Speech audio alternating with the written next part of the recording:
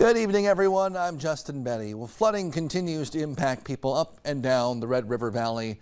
But a few more days like today might help with sunshine and warm temperatures, even pretty warm now that the sun has gone down. First Alert Storm Team Chief Meteorologist Hutch Johnson joins us now live with the latest. Hutch. Justin, thanks so much, and good evening, everyone. What a lovely day it was. Doggone nice weather, you might say. And this guy here, Uncle Murphy, out doing some mudding. Just look at his tongue lapping up that muddy, wet water out there as it remains very soggy. Here's an update on our conditions. Still 50s for most, 55 in Detroit Lakes, 59 still in Brainerd.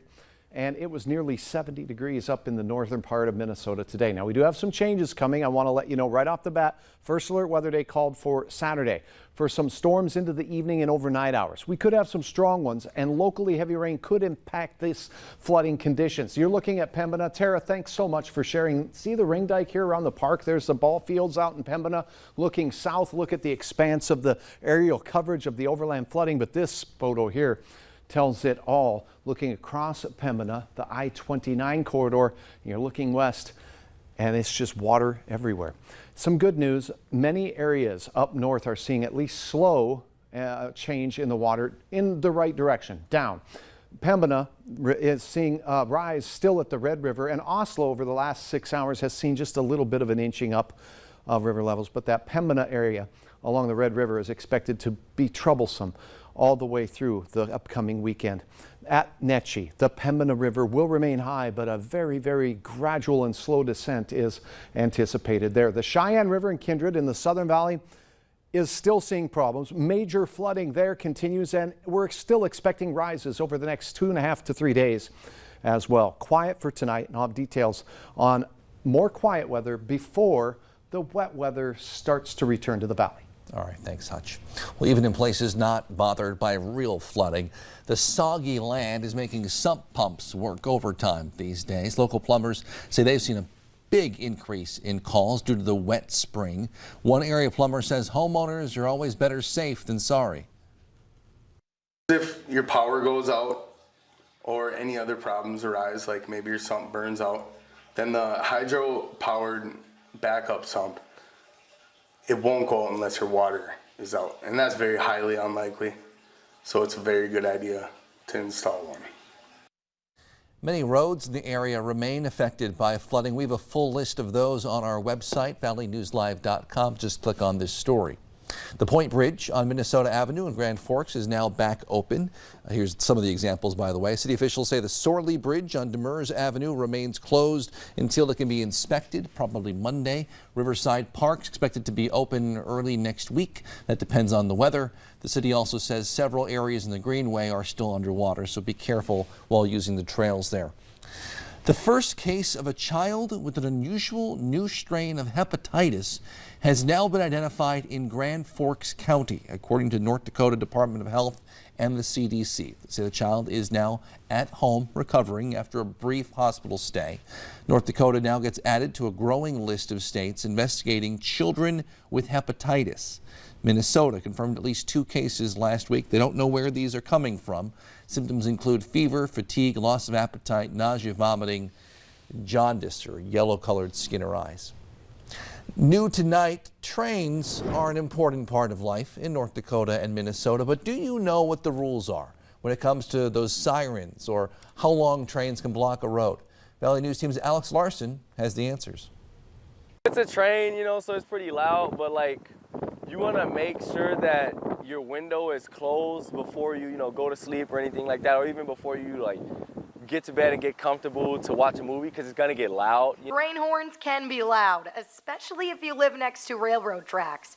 But under the Federal Railroad Administration, engineers are required to sound train horns for at least 15 seconds and no more than 20 seconds before they cross public crossings. But depending on how fast the train is going, that can differ. Trains come pretty often and they're loud. Train horns have to be sounded in a pattern of 2 long, 1 short, and 1 long blast. There are some quiet zones, but to get approved for one, you're first required to mitigate the risk caused by the absence of a horn. Come home, it's You got to get across the first track that you can, because even though you don't see any lights or anything, if you go to the next light, it might turn and it might go down, you know, and then now you got to wait 10 minutes or however long it is. If you're in a rush, it may seem like longer, but trains in both Minnesota and North Dakota are only allowed to block traffic for 10 minutes. If they're there any longer in both states, that's because it's absolutely necessary to prevent accidents or to avoid injuries to people or property. I mean, there's ways you can get around it, you know, from being here so often, you kind of learn ways around it. All in all, rules for trains are for everyone's safety. Alex Larson, Valley News Live.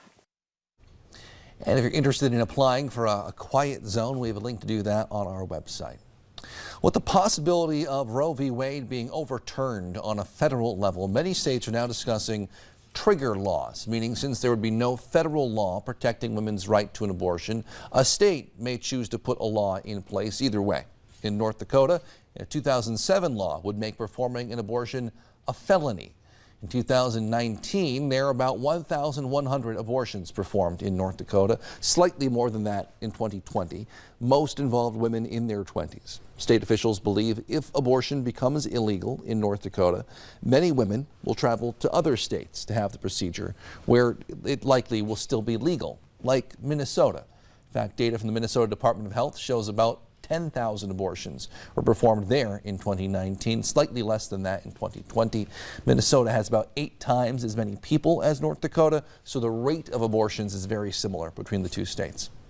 The owner of the only operating abortion clinic in North Dakota says she has plans to open a clinic in Moorhead if the Supreme Court decides to overturn Roe v. Wade, as it appears they will. That way women in the Fargo area wouldn't have to travel far to safely get one. New tonight, a 38-year-old West Fargo man was hurt on the job when his foot was run over by a skid steer loader. It happened yesterday afternoon at a job site in rural Morton, according to the Richland County Sheriff. The man was taken to the hospital, but no other update on his condition. If you plan to head to a Fargo-Moorhead Redhawks game this season, you should be aware of some new policies. First, there's a new no re-entry policy. So fans who leave Newman Outdoor Field at any time will not be allowed back in. Also, only clear bags will be allowed. Fans will be prohibited from bringing any purses larger than a clutch, any backpacks, or any coolers. We have a full list of the restrictions on our website, valleynewslive.com. Just click on this story. More than 20 million birds have died nationwide in just the last few months thanks to bird flu. Some operations in North and South Dakota have been forced to euthanize tens of thousands of birds. The issue has caused higher egg prices, even shortages in some places. Farmers Union officials hope that this leads to the market turning to more small-time farmers. Now I think people are starting to think maybe we shouldn't have things, so concentrated in so few of hands. Maybe we need a greater diversity within our food production and our food delivery system. Local producers are hopeful the April snow and the ice storms killed any sick birds that could have spread the flu. However, migration season's not over yet, so egg producers say they must remain vigilant. Tonight was the season opener for Moorhead's Cruise Night. There were about 300 cars expected to pull up the Moorhead Center Mall parking lot. Along with a variety of different cars, there were also vendors and food trucks for everyone to enjoy, and live music by the group Slamabama. Tonight's cruise night was designed to honor veterans. Folks say there's something for everyone. The people, the people, yeah, the energy, the Moorhead energy. Moorhead Energy. Cruise nights will be held all summer long, the first Thursday of every month. Fargo Park District's officially broken ground on the Fargo Parks Sports Complex. When it opens in about 2 years, 2024, it's expected to benefit more than 13,000 kids in our community and attract about 600,000 visitors each year.